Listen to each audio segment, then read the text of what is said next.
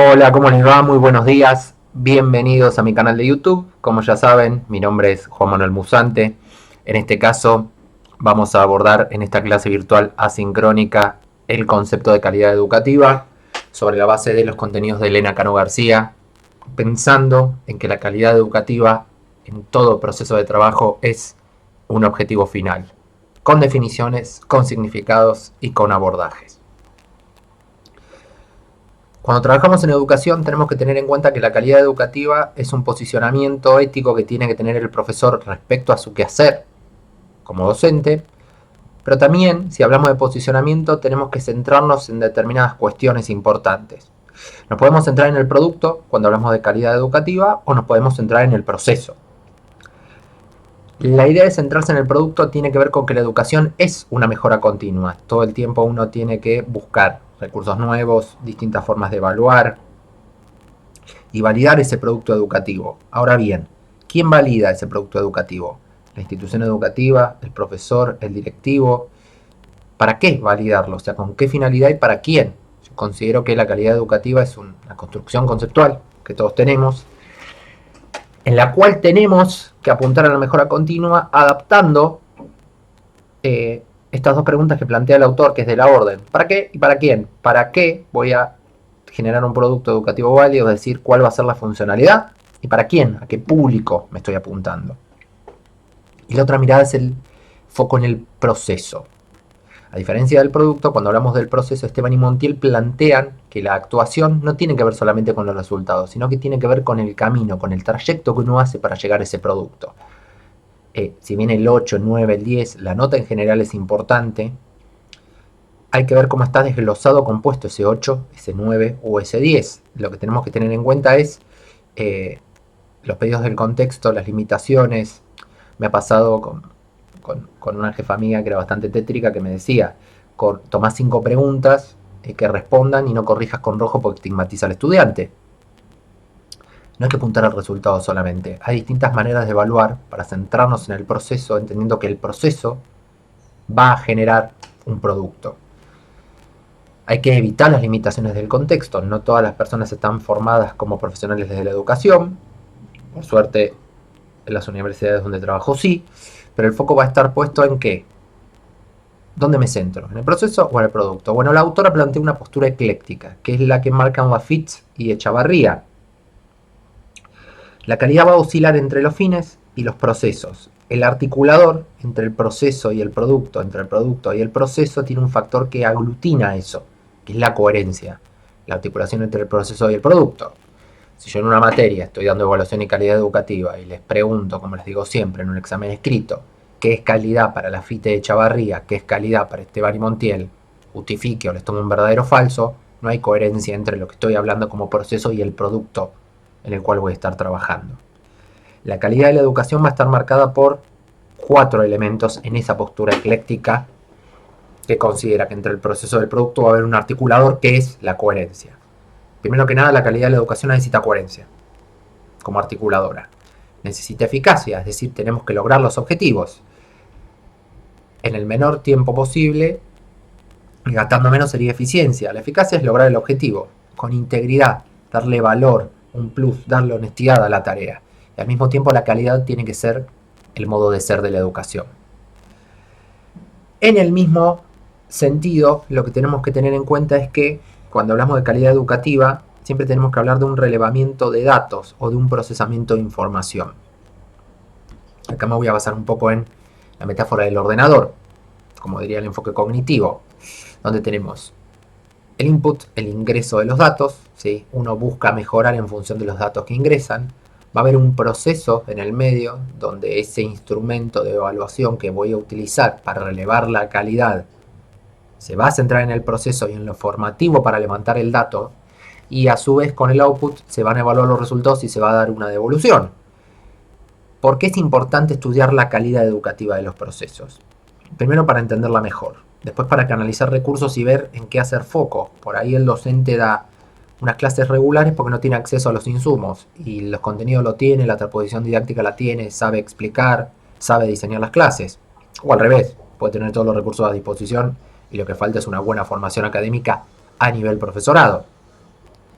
Y asimismo la calidad educativa, si uno la analiza, va a permitir mejorar el rendimiento del sistema educativo. Es importantísimo abordar eso. Ahora bien, dentro del ámbito educativo y dentro de la institución educativa o de las organizaciones educativas, hay 5 elementos que pegan de lleno en la calidad educativa. El profesorado, la formación del profesorado es un aspecto clave, central, vital, que nos permite entender que un buen docente tiene que estar formado, tiene que estar capacitado y tiene que ser un profesional de la educación. No tiene que ser un curro, no tiene que ser un, bueno, tengo un sueldito más, me voy a dar unas horas de clase. No, el profesorado tiene que ver con una visión de futuro y con una visión de impacto social, entendiendo que hay que estudiar. El currículum, la materia, tiene un programa que tiene una marcada perspectiva y es importante también analizar el currículum. Después la evaluación. El modo en el cual evaluamos pega de lleno en la calidad, con este ejemplo que le daba de las preguntas. La pandemia vino a poner un poco todo de patas para arriba en ese sentido. La escuela, claramente la organización escolar nos tiene que dar las pautas como para poder trabajar ahí, el tema de la calidad y los recursos, que era el ejemplo que les di antes. Cada organización educativa tiene un modo de hacer, sentir y decir las cosas. Eso es la cultura, como diría Edgar Schein. La cultura organizacional es el factor diferencial de cada institución educativa. Son los valores, las creencias, todos los principios que orientan las acciones de la institución y las diferencian de otras. Hay valores compartidos, hay creencias, hay actividades, hay puestas en escena que uno tiene que tener en cuenta para saber si se adapta o no a una cultura. Por eso decimos que es el modo de hacer, sentir y decir las cosas, la cultura organizacional. Dentro de ese concepto que es la cultura organizacional tenemos 4 estilos posibles, que a mí me gusta decir los estilos PISO. ¿Por qué PISO? Política, integradora, satisfaciente y optimizante. Muchas veces me ha pasado, trabajé como directivo de hecho en un lugar que tenía el estilo político, que es cuando no importa la imagen que se da al exterior, y lo grave es que cuando te preocupa poco la imagen que das al exterior, los estudiantes no vienen, no hay matrícula, la institución cierra o se maltrata al estudiante, o sea que es el estilo que estás más en el piso, porque si te preocupa la imagen exterior es un problema, tendría que ser algo justamente a trabajar a nivel comunicacional. Después tenemos la utópica, que es la I, que es la I de integradora, que es a lo que habría que apuntar y es el concepto que vamos a ver en el próximo video, que es calidad total. A nivel organizacional se tiene que apuntar a la calidad total, absoluta, como utopía, pero hay que integrar la cultura para que todos trabajemos a nivel educativo de forma mancomunada. Tercer estilo, satisfaciente. Sería lo ideal, que es actuar sobre cada uno de los integrantes de la organización, participando activamente, buscando el progreso. La integradora tiene que ser lo utópico, la calidad total tiene que ser el objetivo final y al que tenemos que aspirar todos los días. Pero lo ideal es que la cultura dentro de la organización sea satisfaciente. ¿Por qué? Para que el estudiante participe activamente, el docente también, el directivo también, y que cada uno progrese. Y al mismo tiempo hay que apuntar a la cultura optimizante, que es incluir valores en un plan de trabajo. Yo puedo aspirar a la calidad total, ser un robot, ser una inteligencia artificial, pero me tengo que preocupar activamente y preocuparme porque el empleo progrese. Y al mismo tiempo la optimizante engloba las anteriores. ¿Por qué? Porque incluye valores en el plan de trabajo. Liderazgo, trabajo en equipo, motivación, honestidad, afecto, diálogo, compromiso. Y las personas que trabajamos en el ámbito educativo tenemos que entender que las responsabilidades muchas veces se pueden delegar, ¿sí? Hacia arriba y hacia abajo. Lo que hay que evitar es el desentendimiento. Es importantísimo no lavarse las manos. Entonces tenemos que tratar de trabajar desde la mirada integradora, satisfaciente y optimizante, y preocupándonos por la imagen exterior. En el medio de la cultura tenemos ciertos elementos transversales a la cotidianidad de cualquier cultura organizacional, sobre todo en el ámbito educativo. El claustro docente, el equipo docente hace a la calidad educativa y hace la cultura. Los alumnos, ustedes como estudiantes, forman parte de la cultura, la edifican y le dan un sentido. Si fuera a nivel inicial, primario, secundario, también incluyen las familias, se incluyen las familias. Y lo que para mí es lo más importante y es lo central es el proceso de enseñanza-aprendizaje. Ahí está el núcleo de la calidad.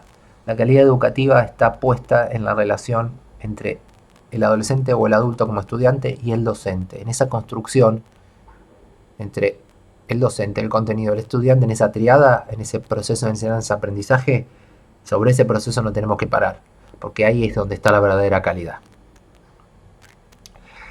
Y en relación al proceso de enseñanza-aprendizaje tenemos un concepto que plantea Elena Cano de manera magistral, que es la línea pedagógica consensuada, que es la base, el pilar sobre el cual vamos a construir la calidad educativa.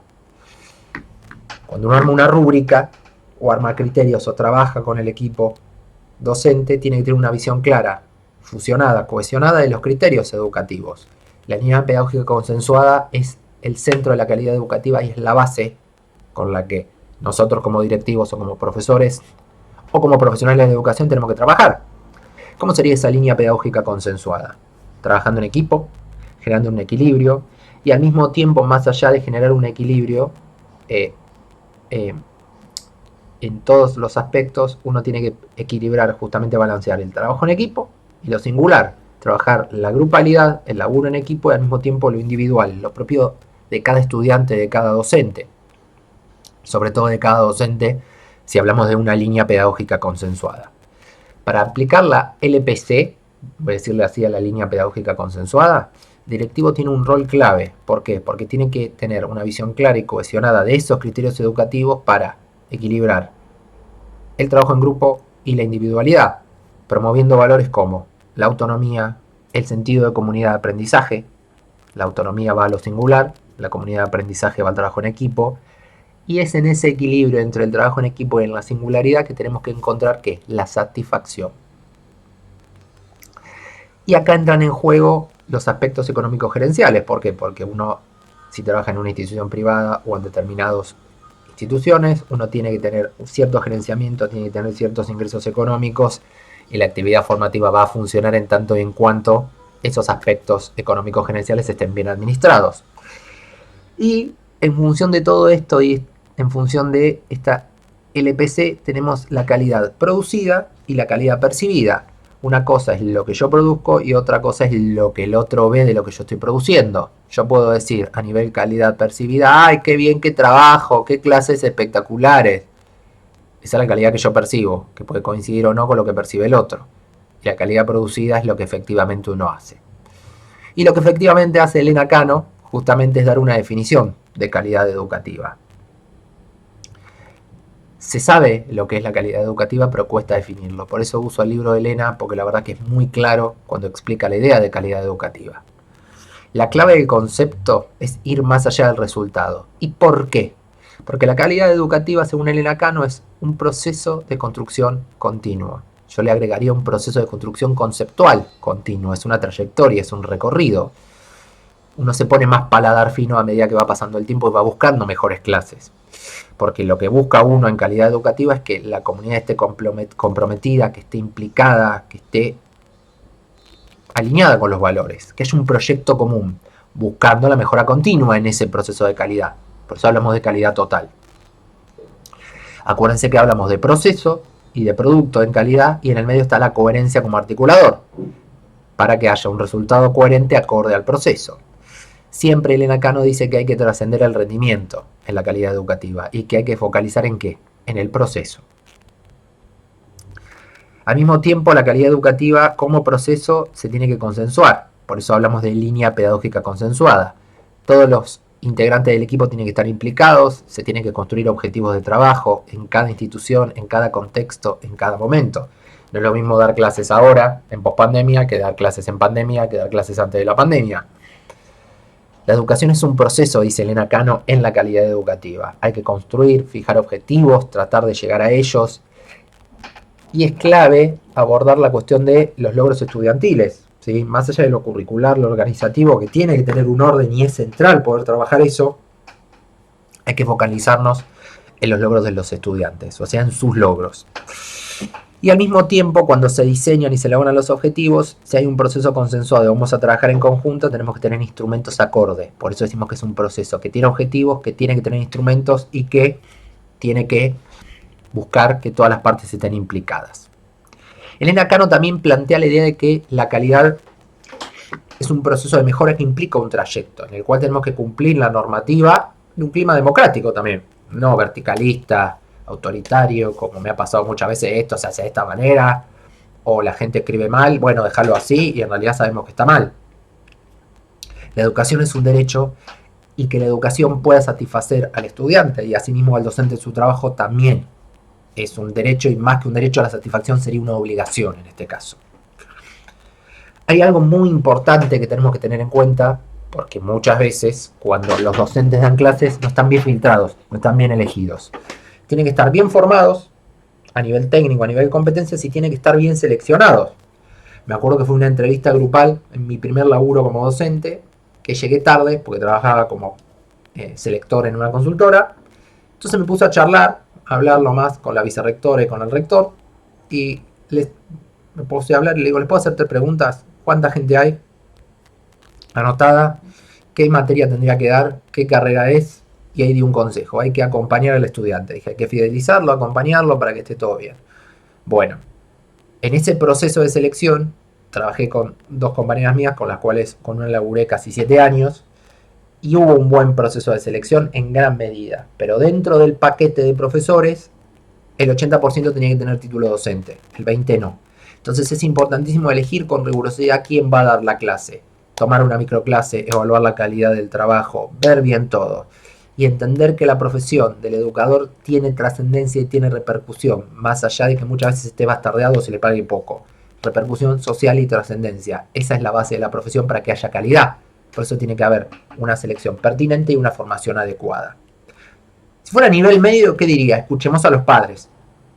Tienen que haber canales para escuchar a los padres, ver las necesidades, ver lo que les pasa con los hijos, para poder generar una articulación de demandas entre la institución educativa, el público, el cliente interno que son los niños y el cliente semi interno / externo que son los padres también. Tiene que haber un buen ambiente a nivel educativo de colaboración, de satisfacción. Se tiene que buscar que la tarea docente pueda innovar todo el tiempo, que se pueda desarrollar, que pueda progresar. Yo me formé en una de las universidades privadas donde trabajo, en Blackboard, y está buenísimo, y uno apunta todo el tiempo como profesional de la educación a calidad total, porque uno busca cooperar, busca trabajar de forma continua, busca mejorar, y al mismo tiempo hay que promover herramientas de investigación. Esa sería la base también. Eso en cuanto a Elena Cano respecto de la idea de calidad. Esteban y Montiel dicen que la calidad es un modo de ir haciendo. Es como, bueno, lo importante no es llegar, lo importante es el camino, como dice la canción. Entonces es un modo de ir haciendo. O sea que Esteban y Montiel, que son los autores, priorizan el proceso y no tanto el producto. No hay que apuntar directamente al producto, al resultado, sino al trayecto, al proceso. El proceso en sí mismo, como dice ahí, es el elemento central, el núcleo de la calidad educativa, más allá del resultado. En el medio, la Comisión de la Comunidad Europea, como ya saben, Elena Cano es española, hablamos de estrategias de intervención. Cada aptitud individual, cada habilidad, cada competencia que tenga el estudiante hay que potenciarla para que tenga autonomía a nivel educativo, a nivel organizacional. La didáctica tiene que estar centrada en el estudiante y no en el docente. Lo que funcionó con un grupo, con otro no funciona. Lo que garpó con un grupo, no garpó con el otro. La didáctica tiene que estar centrada en el estudiante porque es quien recibe las cosas. Y al mismo tiempo entra en juego la revalorización del rol docente, que era lo que les decía antes, de lo psicológico, de lo financiero. Desde el cobro del sueldo hasta el clima laboral. Me ha pasado que he estado en un trabajo que han tardado 2 meses en pagarme el sueldo y ni siquiera me daban una explicación. Y psicológicamente era un camino de espinas porque mi jefe era insoportable. Era un sádico, un psicópata de pura cepa. Y se pensaba que era el centro del mundo. Entonces no había una revalorización del rol docente porque ni siquiera era profesor, era psicólogo nada más. Entonces en lo financiero y en lo psicológico estaba devastado la cultura organizacional. Pese a eso, el foco didáctico tiene que estar centrado en el estudiante, desde la flexibilidad, la orientación y si fueran niveles iniciales, de preescolarización también. Como dije, me autoespoileé, lo importante no es llegar, lo importante es el camino. ¿Sí? Lo importante, el camino. La calidad total, la calidad como concepto a nivel educativo, no tiene que conocer límites. Uno tiene que estar todo el tiempo recorriendo la ruta hasta tratar de llegar a la perfección. Distribuir el poder, generar participación amplia, tratar de trabajar en equipo. Entendiendo que haya intereses comunes. En la materia de evaluación y calidad educativa discutimos sobre los modos de aplicación de instrumentos de evaluación para que haya un ida y vuelta, haya intercambio de perspectivas, que el estudiante y quien participa esté implicado en los objetivos. Eso es base para poder trabajar, es básico. Que haya un poder decisorio y decisivo en lo que uno está haciendo. Y el trayecto tiene centralidad en relación al proyecto. Vuelvo a decirlo, el trayecto tiene centralidad en relación al proyecto educativo. El trayecto es el centro del proyecto. El trayecto es el centro del proyecto. Ahí tengo que apuntar, no al producto, sino al proceso. La calidad está puesta en la ruta, no en el punto de llegada. Y si lo extrapolamos al ámbito educativo infantil, hablamos de 4 indicadores de calidad. Que hay un problema a nivel educativo. No sé, mi esposa por ahí tenía el grupo de 38 o 40 pibes, entonces se producían 2 problemas en simultáneo, el aumento de la calidad y el aumento de la cantidad. ¿Cómo aumento la calidad en el aumento de la cantidad? Es muy difícil de compaginar calidad y cantidad a nivel educativo o a nivel infantil. ¿Dónde vemos los 4 indicadores de calidad en la educación infantil? La cantidad de niños que hay por educador, o sea, la proporción docente-estudiantes. Lo mismo puede pasar en el adulto. Los recursos, ¿sí? El espacio, el ambiente, los materiales, que haya la posibilidad de generar un trabajo continuo y que también sea seguro. La posibilidad de que haya coordinación o ayuda dentro del ámbito institucional, que haya horas de asesoría, que el docente pueda estar capacitado, que pueda estar formado para el rol. Y al mismo tiempo la consideración individualizada o la sensibilidad. ¿Qué implica? Tomar o trabajar las necesidades de cada individuo o de cada niño en ese proceso educativo. Y vamos a hablar de algo que falta en todos los órdenes, que son los indicadores de calidad. Y para buscar indicadores de calidad tenemos que tomar 3 conceptos que son vitales para medir o buscar construir indicadores de calidad. Calidad, eficacia y eficiencia. Acuérdense que la calidad es un proceso de mejora continua que trasciende el rendimiento. El foco está en el trayecto o en el proceso. Los objetivos que yo tengo respecto de la calidad los tengo que adaptar al perfil del egresado, al estudiante, a la materia y hacia la casa de estudios también. Ahora, en el medio que yo articulo eso, necesito lograr los objetivos propuestos, que es la eficacia, y la eficiencia, que es lograr los objetivos gastando menos plata en el menor tiempo posible. Pero para eso necesito armar indicadores que me den la pauta de lo que estoy haciendo tenga eficacia y tenga eficiencia respecto de la calidad, como mejora continua. Y Elena Cano plantea algo importantísimo, porque los indicadores son necesarios, siempre tiene que haber indicadores, pero nunca son suficientes. ¿Qué son los indicadores? Básicamente tenemos 3 definiciones, la de Ramo, la de Martínez y la de la OCDE. Todos los indicadores conllevan implícitamente la idea de calidad. Si yo hago indicadores, instrumentos, voy a tratar de pensar que esos indicadores son señales o indicios que nos marcan algo, que nos dan la pauta y lo podemos cualificar o cuantificar. Los indicadores nos dicen que algo pasa, pero no sabemos bien qué. Por eso hay que interpretar esos indicadores. La OCDE dice que son datos que nos dan respuestas a cuestiones específicas. Por eso es importante hacer instrumentos que tengan indicadores. La OCDE plantea la idea de estadística, que son materiales básicos para poder relevar los datos y cuantificar eso. El indicador es una construcción que responde a problemas específicos. Ya vamos a ver el diagrama de Ishikawa o los instrumentos de evaluación que hicieron, como rúbricas. Eso es importantísimo. Todo indicador, según la OCDE, es una construcción que responde a problemas. Son construcciones conceptuales. La segunda definición es la de Ramo.